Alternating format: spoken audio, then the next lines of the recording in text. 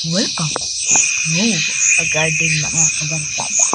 Magbabalik po tayo at ang oras ngayon ay 12:37 mga kabarkada, no? Pasensya nyo na yung boses ko. Pagod na rin kasi ako sa tignan nyo.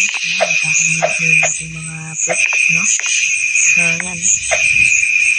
Alam nyo naman na pag merong nabigay sa atin ng raccoon, diba? Nakita ko pa din na merong trading, diba? Merong trading na nangyayari. Ewan ko sa update yun or sa update siguro yun.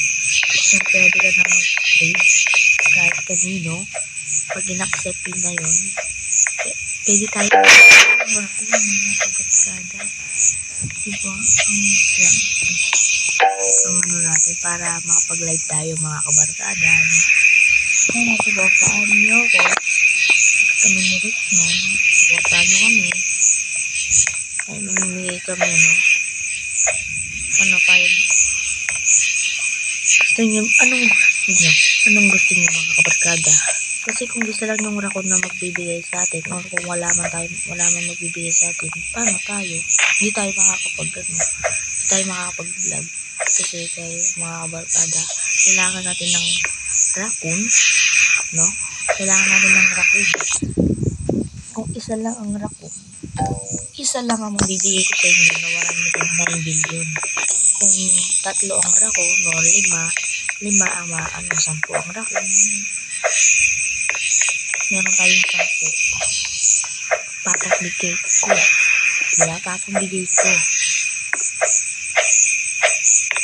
Yung sobra mga kabarkada. At kung isa lang ang raccoon natin, isa lang mabibigay. Kung wala naman, wala tayong malalay. Pero sana meron tayong merong mabuting pinto na bibigay sa atin ng raccoon para makapag-live tayo mga kabarkada. Pagbibilang ko kayo ng shekels, no, yung fruit na sunflower na nagkakahalaga ng 109 billion. Kung gusto nyo maabot ng 1 trillion, bibigyan ko natin. Pero kaso lang guys, paano kung wala tayong raccoon? Diba? Paano kung wala tayong mga